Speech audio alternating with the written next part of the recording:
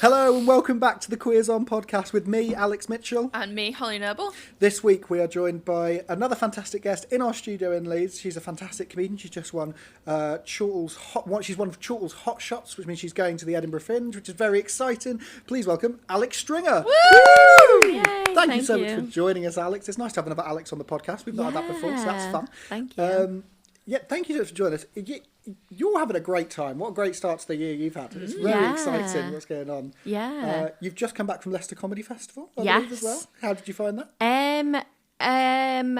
Quiet, but I don't know anyone in Leicester, so it was a bit like hard to kind of drum up business. In the least sex work away to say that. But I was like properly stressing. But then in the end, it was intimate, it was small, but they were so keen. Like That's they were great. Like so complimentary, and the show felt great. So that's the main thing, really. It's still important to do it, yeah. And you enjoyed it and you felt good about it. That's all that matters, you know? Defo, yeah, defo. I think it's just so far. You don't realise how far Leicester is from Liverpool. I was like, oh my God. But no, it was good. It was helpful. I'm really excited for Edinburgh now, which is good. It's exciting, really exciting. Yeah. When we have a guest on the podcast, we have two questions we ask. I always start by going, where are you and what you're drinking? But we know you're in our studio in Leeds. And when we say what you're drinking now, we said, in the dream scenario, what would be the perfect drink for you to have now? What would be your favourite drink to have now? Oh, I don't know. You know, I'm a big DC girl, like Diet Coke all the way. DC. Yeah, DC. Little cheeky DC. But I am like very aware that it's probably gonna like make me die quicker, but I don't care. Like I'm like, fair play. Aspartame who? Like what the fuck? Is that what it's called? Aspartame, I think. Whatever it is. Yeah. I don't really care. I literally, honestly, it's brown liquid. Like, do you think I care about what's going on inside me? Yeah. So yeah, big DC girl. I'm very much, because I don't drink anymore, I'm a big like soft drinks girly. So I have fun soft drinks that aren't like my regular. So DC is like a regular one, but your fun is like your San Pellegrino, like your Fentimans, Iron Brew. San Pellegrino, like the lemonade though, not the water. No, yeah, like the Do you like orange the sparkling one. water? I love sparkling water, but and I do like the San Pellegrino one, but I think that like Fentimans, Dandelion and Burdock, bit of Iron Brew, apple cider. So like my friends like joke because they're like, "What is fun soft drinks?" That's fun soft drinks for me. Yeah, agreed. Yeah, and so that's what I'll rock up with. I'm recently sober. Fun soft drink. I like anything elderflower. Okay. Love an elderflower. Anything. Love that. So I'm recently sober and I'm looking for things to like drinks that can like replace that. So if you have any recommendations, I have a few.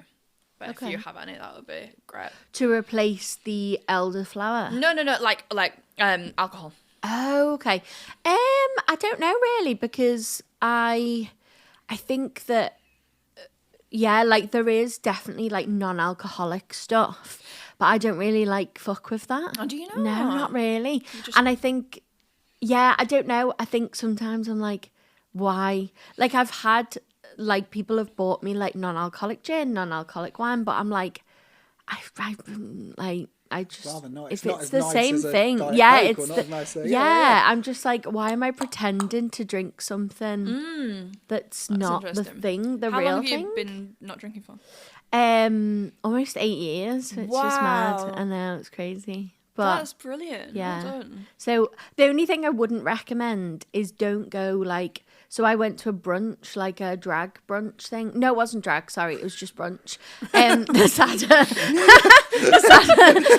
brunch of the two. Yeah. And I was in Australia, and my friends were having like Bellinis and stuff like that, and I was trying to go 1 for 1 with coffee. So I ended up, I know. And I was only like, I think I was like a year and a half, 2 years sober at the time. And I was so like, so we ended up just being on a beach, and I was wired and they were drunk and annoying. And I just was like, I just wouldn't really recommend it for the tummy. Yeah, even. I wouldn't. Yeah, they were just really annoying, and I was like buzzed and fuming, like all in the same thing. And I was like, I'm not going to do that again. Yeah. But I think financially they didn't they were like, well, the price isn't changing. So I was like, I'm going to have every cup of coffee I'm going to have. Yeah. Do you know what I mean? See, for years I didn't have caffeine for years because I mean this is my base level. Imagine this on caffeine, right? It's not good for anybody, right? So for years I like only recently started drinking some caffeine again, but I fell into the worst trap when I was working still full time and doing comedy, and I would go straight from my job to a gig. I was driving from Leeds to Nottingham, and I got halfway there, and I was like going to fall asleep at the wheel. It was terrible. So I was like, right, I've got to have something. And so I had my first ever Red Bull at the age of 23. No. Had my first Red Bull at the age of 23. That's wild. Right. Had been caffeine free for 2.5 years. Right. I'm the only person in the world who can say they fell off the wagon at Tib Shelf Services. Like that is, like, it was absolute, and I was. I got on stage and honestly it was like I was on cocaine. Yeah, like, it was absolutely. I can understand. Did you know you used to have like vodka Red Bulls when you like? No, only recently as one of my friends really is into Jaeger bombs, and so only recently if I started like, on nights out I had Red Bulls and stuff. I don't, but she talks to me like she's a Jaeger bomb connoisseur. She's like, you don't just have Red Bull, you can have like Red Bull this flavour, or you can have this thing, and I'm like. What the fuck are you talking about? There's nothing fancy about it tastes good. No, you know what though? People might go, oh God, she sounds like an alcoholic, but actually like she's definitely not because alcoholics don't care about that. They're like, I do not care what's in there, like as long as it's gonna get me. She says there's an energy drink called, and you'll have to forgive me for saying it. There's an energy drink called Pussy. Right? Oh my God, it's so good. Right. It's so nice. Apparently, according to her, no, I've not had it. Apparently, it tastes exactly like a Percy pig. Pussy pig. I thought you were going to say pussy. It tastes exactly like pussy. I thought you were going to say that. It's exactly like a Percy pig. It tastes a lot like a porn star martini. Okay. I've used it as a substitute. Well, this is the awful martini. thing about it. She has once at home made her own Jaeger bombs with Jaeger and pussy. And so it tastes like a Percy pig, and so she's named that the Pussy Pig, which is disgusting in every way. Disgusting. And I think that's absolutely I respect awful. her. I like the pig whoever this is. Sounds great. Yeah, Pussy, lovely drink. Like I bought it obviously because it was called Pussy, and then I was like, this is really good. So I often have it at home. Yeah, mad. Yeah, it's so weird that like from Curb Appeal you were like, haha, funny, and then you were like, oh, good. Yeah, like, it's actually good. It is really good. That's how I became a lesbian. That's great because there's like the novelty of it. Like loads of those novelty things, like you bought it because it's called Pussy, but those novelty things are often shit. Like you buy something because it's just like, the name. Oh, yeah. But when something's actually good, it's quite impressive. You're like, any restaurant that says it's street food, 90% of the time it's going to be shit. You know what I mean? Yeah. Although shout out Yuzu street food, very very good street food. Mm-hmm. Pussy Pig is such on brand though because oh my God, I know what you're gonna say. She's preggo. Do you know this? No, what? Mummy Pig's preggo. Oh, I do know this. And they announced it on GMB News or something. Yes, they announced it on Good Morning Britain. I can't believe that. They put a video up on their social media and they had to take it down because the most liked comment was someone who set up an account as Daddy Pig and had commented, "That it's shit not ain't mine." Yes, I saw that. And then loads of other people set up as other characters being like, "Fucking slag." Like, it's awful. Everyone was probably Zoe the zebra. Yeah. Someone set up an account as Pepper saying like, "I heard the whole thing." It's awful. Yeah. Really awful. Honestly, I do think it is a marketing ploy though, obviously, because have you heard of Bluey? Like, do you have small people in your life? Yeah. I like Bluey. Like, Bluey is sick. It's Australian. So it's good. like a cartoon. But I do think that it's quite, like, really cool that they've done this thing. But I think that Peppa Pig, that they were like, what are we going to do next? Because Bluey's kind of blowing them out the water. Yeah. And so I think they were like, right, we're having another baby. Like, that's any reason to get back in, OK Magazine or whatever. Yeah. OK Magazine? I'm not familiar with OK Magazine, but I'm not sure they're promoting Peppa Pig. Well, you know what? If they're giving them a magazine, well, they were on the news. Like, she could be like, I'm doing a magazine exclusive with OK or Hello. What are they going to call it, do you reckon? What are the other ones? Peppa and George. George. George is so... random. Peppa. Something, and then like Susie Peppa Pig. George. And then just George. George. George. Who? Maybe they go with Percy. Maybe they go down that M&S What about route. Pussy? Pussy Pig. Yeah. It's Pussy Pig! Pussy Pig! Yeah, It is so the Pussy true. Pig. Right, I think that we've come full circle there. The episode with the Let's put live birth. Petition for Pussy Pig to be the new character. I'd get Peppa Pig. after our performance in the live EastEnders episode, I'd get Natalie Cassidy in to do the live birth and play Mummy Pig. Obsessed. Yeah. Yes, she'd be so good at that. She'd be great at that. I don't even know what we were talking about. Were we talking we should about... What's your favourite drink? We should get back to the format. Oh, yeah. Favourite soft drink? I'm a Lilt guy. That's my fun soft drink. It's not called Lilt anymore. No, it? it's not. Fanta grapefruit. Yeah, Fanta grapefruit. What? Yeah, it's sad. Yeah, Called Lilt for ages. yeah, Lilt doesn't exist. If I'm abroad, the bright green Fanta that I'm pretty sure is illegal in this country. Oh wow! You know went what to I Bulgaria. don't like? No, it's not. It's called exotic, but they already have a tropical one already. This one's called like exotic, and I've only ever seen it. I was recently in Bulgaria for a couple of weeks. Humble brag. I was in Bulgaria. I did a gig. I came on stage. The woman went that way. I talked about being queer on stage. I came on stage. The woman went, "That is so funny because in my country you are illegal." I was like, "It's time to leave." I don't know if she's from Bulgaria or not. I don't know. But I was there for like 2 weeks. And that's all I drank was the bright green, pure sugar. Like I'm pretty sure it's illegal in this country because whatever the fuck they're putting in it's Whatever's in it. You know what I don't like though, and you will find this probably. I don't know if you ever drank when you were gigging anyway, but like I find that when you go to like breweries and stuff, yes, like when they've only got like Karma Cola and ginger ale. And it's just so bad, honestly. But breweries love it. And I'm just like, I go in and I'm like, can I have a Diet Coke before a gig or whatever? And they're like, is Karma Cola okay? And I'm like, no. Like, is Fake Money okay? No. Ginger beer when it's like that. No, but ginger ale, I also am a bit like... Yeah.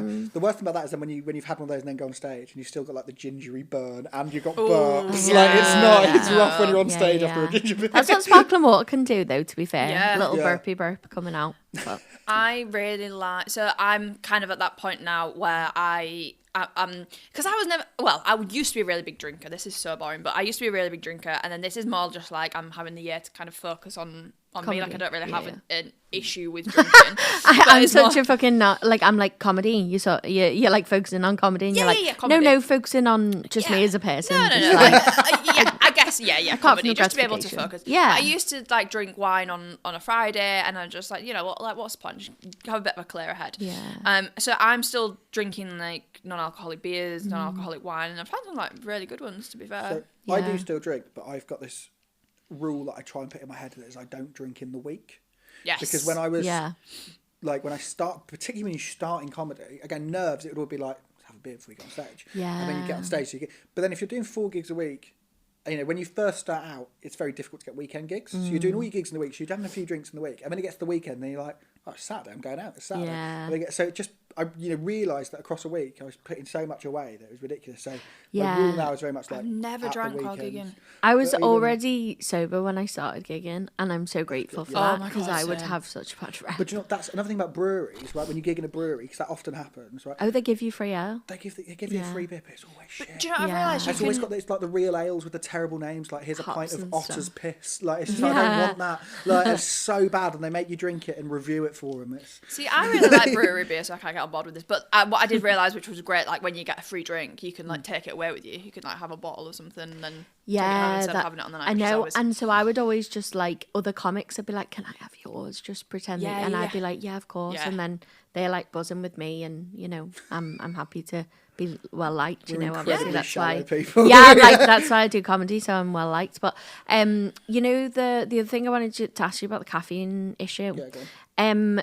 Are you like an iced? So I would say that there's like the Venn diagram between like Querios and iced coffee is a circle. And so like I will have iced coffee in -7, but like I don't have hot coffee. What did you say? -7? Yeah. I will. Well, sorry, repeat what you said because I'm. So not like that. if you like the way people are like iced coffee is reserved for the summer. Okay, yeah. I'm like, I've drank the weather. Right, I've drank missed. iced coffee in -7. So, same. Yeah. I don't like coffee apart from in the Meadows in Edinburgh. They have a coffee stand. I can't remember what it's called, but they do Vietnamese iced coffee. Oh. And the good thing, it's must be so bad for you because they don't, instead of using milk, they use condensed milk. Oh, so it's fucking hell. thick. And it's the right amount of coffee here. Like, it's the only coffee I enjoy. But honestly, gorgeous. I did my first full run at Edinburgh last summer. Every day was having one of those, and it's also right next to a sausage roll van, which is also a problem. Oh, I might do that. I'll take a picture and send it to you. Yeah, I'm also going to do that. It also feels like, you know, I'm blending two cultures. I'll have my Vietnamese iced coffee and my sausage and my roll. haggis sausage roll. Oh wait, did you just say it's haggis sausage roll? They do loads of different flavours. I think he's called the sausage roll man. I'll see you there. Yeah, see you there. And every day is something different. My favourite is bacon and chili jam. Oh, that's a good sausage roll. That sounds He does great. good. Shout out to that guy. He's like, killing it. Sexy. He does a mac and cheese one. That was insane. Eating that one was mad. There's a mac and cheese van in the same place. Yeah, I've been regularly. to that Piled one. up. Yeah. That's great. So are you going to Edinburgh? I'm not doing a run, just going for a week to hang out and watch shows. I love that because I've like been to Edinburgh since I started comedy, but only ever for like a weekend, whatever. Yeah. And it's so funny. Like the first time I went, I like did a gig, and then since then, I'm always like, I'm on holiday. Yeah, I'm on holiday. I don't want a gig. same. I'm on holiday. I don't want a gig. After doing it for the full year last year, and I've done like weeks before, but in my first full run last year, I was thinking like, at first I was like, I really wanted to go this year, and I was like, I'm putting together a new show, and I was really excited for it. And then I got to a point where I'm actually like, do you know what? It's so intense. Like, not to put anybody off it because it's an amazing experience, but like, I didn't even like. I was fortunate enough that I could live with my sister for the month and stuff. So that was great. But it was the most intense experience, especially with things like you fly in your own show and you then do the show and then you're trying to get a night show to then promote your show or an early show to then promote it, and it's just. It's the most intense experience, and the whole city is so busy and so it's crammed. gorgeous. I love it so much. It is lovely, but when you're like the middle of week 3, you're just and you know you've got a week and a half to go, and it's just like there's still so many people. And part of the reason I'm not going this year is Oasis. Yeah. So second week, which is the maddest week of Fringe, Oasis are playing. I know. And you're not going to be able to move in that city.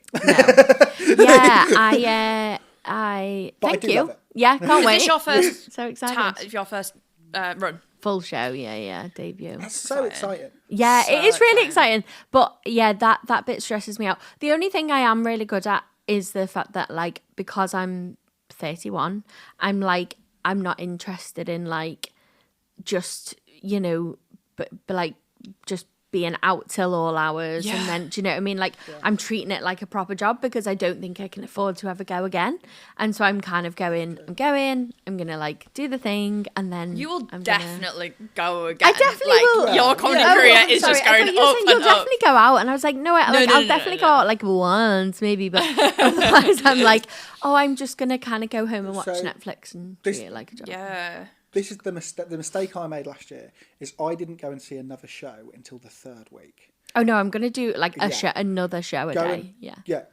Go and see stuff, go and embrace stuff, because otherwise it does become bleak. I feel like mentally I'd find that. Yeah, especially like, we're in a job where we talk for an hour on stage, right? That's what you do. You talk for an hour, and then if you go home and there's events like Netflix, you just got you. That's it. Yeah. And so it's so nice to actually go into other things. And also like, I used it as a massive learning curve. I would go and see people. I was going to see mainly free shows or shows of people I was like hadn't seen before, but knew of and really liked. And then I was seeing the ones that were like, I got to see Amy Gladhill's show, which obviously won show at the Fringe and was amazing. I saw Pierre Novelli's show as well, which was like really highly rated. But I also saw a show by Ed Knight, which was just brilliant. And cool. It was in the smallest room in Monkey Barrel. Yeah, and he just killed it. It was brilliant, and it was one of these ones where it's like not traditionally wouldn't have been something that I would have like bought a ticket to. I find it difficult to watch comedy now. I'm a comedian. Yeah, I find it hard, but like before I started you're analysing comedy, it's harder to go, that was funny. It's more like, that was funny because of this. Yeah, you know what I mean? I find that it's more difficult to enjoy, and also sometimes you listen to a comedian and you go, and then I have an idea of something I could write. And then it's like, it's like I can't switch off from work. Yeah. You know what I mean? And also because the way I write is very much like, I don't have like a dedicated time to write. I write when the idea comes because I just can't operate like that. I can't, if I sit down for an hour and go, right, I'm going to write for an hour, it'll just be rubbish. Yeah. I have to have had the basis of an idea. Sometimes it's just like a sentence that I have and then it just builds and then you can sort of build a routine from that. But going and seeing those other people was like really like nice to go, okay, that's how you build a show. Because it's like, I know how to do comedy, do I know how to do a show? Because they are very different. Yeah, club sets to... Defo. I think I'm staying with friends who are doing a theatre show. Nice. And I think that'll be helpful as well, because it's that thing of like... It's the difference. It is the different worlds, and kind of just like, I can see theatre shows and just kind of really like exciting. Have a good time. I'm excited. I think it's you know what, the one thing I'm not looking forward to, and I shouldn't project in this way, but like last year I saw people like going on holiday after it, and like I've been granted a month off work. Like they never really do that in my job, and so I literally finished the fringe, go straight back to work. Yeah. Have you got any days off, or is it the next day or a weekend? Well, the last official day is the Monday, but I don't know whether I probably will do it, but I don't know whether I will. But it's like, I think I'm back in on the Wednesday. So at least you've got a day to travel. That weekend after that week of work, you are just gonna sleep. Yeah. It's so, like, when it's done, and it's like, speaking from experience, like, I did obviously my first run. When it's done, it is kind of a weird thing. It's like, oh, I've done it. Yeah. Because it's feels like, the pilgrimage. You know what I'm so excited in the sense that everyone has said, you know what, if you come away and like, you're probably going to lose money, like whatever, like you're probably not going to be, reviewed up to the hilt and all that. But I think that the one thing everyone said is you'll come back a better comic. And so I'm like, if that, then nothing else. That's great. An hour every day for a month. For 25 days away. You're going to come back. I mean, you're already incredible, but you're going to come back even better. And seeing other people level. As well. Yeah. Like, you're just going to... Yeah, I'm excited. It's so fun because it's mental. It's like a festival. It's Disneyland for comedians. It's a festival. It's a carnival that lasts a month. It's brilliant. It's brilliant. I fucking love it so much. I think it's going to be a very different kind of Edinburgh for me, in the sense that every other, it's been like show, because I've been a punter. Yeah. Whereas I think obviously I'm trying to go in and be like sensible and And you have to adapt, because being there for a month, you are living there. You know what I mean? You're not visiting anymore. You are living there. So it becomes your home. So it's mad thinking about, oh my God, I'm going to have to do food shop. meal prep in Edinburgh. No, surely not me. No. But I'm going to have to do that sort of stuff. You know what though? I'm such a gimp, and this is such like a big part of my life and like what I want. And so even at Christmas, I asked for a steamer. That was my secret Santa. So all my family, we all have 100 quid that you can spend on something. It wasn't 100 quid, it was 70, I think.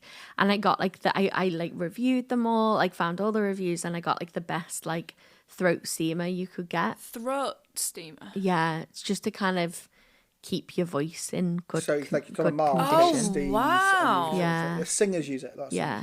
It's really good for your voice. I thought you were meaning a cleaning tool, and I was about to go down a real rabbit hole of talking to you about cleaning stuff, because I have just got some really good cleaning stuff. I've seen you with the, what's it called, the car the window vac. I've got one of them. I've got a robot vacuum. Mad. I recently got a Shark normal vacuum and a massive air fryer that sounds like it's going to take off, but anyway.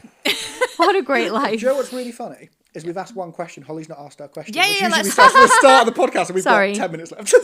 No, it's great, it's brilliant. So Hollie usually asks the question, but we'll have to end with this question now. How do you think that Sleepy the dwarf identifies sexually? We're scraping the barrel. Ooh. In terms of sexual orientation. Asexual, definitely. Yeah. Brilliant. Sleepy. 100%. I think is that the first asexual? Yeah, I think so. That we've had? That's probably the first. That's 100%. I think it's the most accurate. You were so sure as well. 100%. Yeah, I love that. Yeah, brilliant. And there's no arguments, no complaints. No, I think smash that, to be honest. Do you find any Disney cartoon character remotely attractive? Oh yeah, loads of them. It's loads awful. of them. Yeah. There you go. God. And I can't go down this narrative anymore that you were wrong. Is it eyelashes? I think I would say Hercules was probably a sexual awakening for me, for both of the protagonists. Hades. Yeah, the character that Danny DeVito played. Is that Danny DeVito? No, he plays. He plays one of the little the henchman pig things. guy. Yeah. That sounds really bad. Pussy pig. He plays the pussy pig. Because This started because Alex said that he found Mufasa attractive, and I was like, that is such a ridiculous thing to say, and no one's going to agree with you. Oh, no. And everyone has been like, that's fine to say. Oh, no, I think that's fine to say. I don't think it's a bestiality thing. You know what I found? I think what I've struggled with is I always really fancied Jafar, but I think that's daddy issues. Jafar. Which one's Jafar? Aladdin. Aladdin, evil guy the bad guy in Aladdin. Curly beard. Yeah. Oh, right. Daddy issues, Yeah, probably. Yeah, 100%. Doesn't he put a woman in a massive like sand timer? Yeah, probably. Sounds about. Interesting, That sounds like his kind of vibe. Yeah. Sounds like my kind Hey, of vibe. everyone's... hey, we're not here to kink shame Jafar. Joe, that's going to Edinburgh. Yeah. This is a question that all comedians hate. What is the show about? What is your... Sell it. Why are you doing this show? I don't hate it at all. It's basically about. So I feel like I'd already seen the narrative of people kind of being like, I'm a mess, and then I got sober. That kind of narrative in Edinburgh, and so I didn't want to do that. But I kind of thought about. A lot of people don't talk about what sobriety is like in Edinburgh shows, and so I decided that I wanted to talk about the fact that like. I think through my stand-up, I've realised that I'm like a bitch and I don't like a lot of stuff.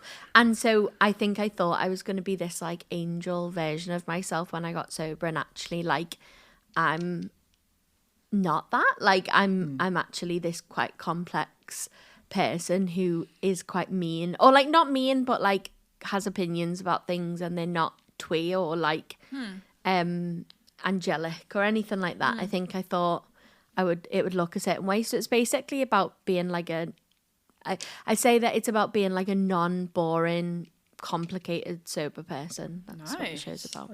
That sounds really interesting. Yeah. I will definitely be coming to see It's Thank you. You're right. It's something that like you do hear a lot of Edinburgh shows, and like a lot of people do now kind of make jokes about it, where they all sort of follow a very similar path. Where it's I was a mess, now I'm sober, or a lot of them everything's advertised as like it's like Fleabag, but like as like everything's advertised like that, right? It's like Fleabag but men, it's like Fleabag but old, it's like Fleabag but, and it's like literally all that. So it's really nice to actually hear like it is a completely different spin on it, a really different and I think more and more people are looking at their relationship with alcohol, like more and more people are looking at it, and so I think that it's an interesting show to do at a time that isn't focused on aren't I a joke and a mess, and isn't that funny, haha. It's more like the bit of talking about getting sober and my drinking is a very small portion at the start of the show, and then the rest of it is kind of about like this, what I'm left with, what life's like now, what life's like after that. And who am I now without substances, basically. That's really sounds exciting. really good. It's really interesting and really exciting, and I'm sure you're gonna have a great time. Thank you. I'm excited. I'm glad you're excited. You should be. It's really, really exciting times. Thank you so much for coming on the podcast. We really, really appreciate it. Thank you so much to you for listening at home. You can follow us all on social media in the bio below. Make sure you check out Alex's social media. That's where you'll be able to find tickets for her Edinburgh show when they go on sale. Thank you so much for listening. We'll see you again next week on the Queers On podcast. Bye. Bye.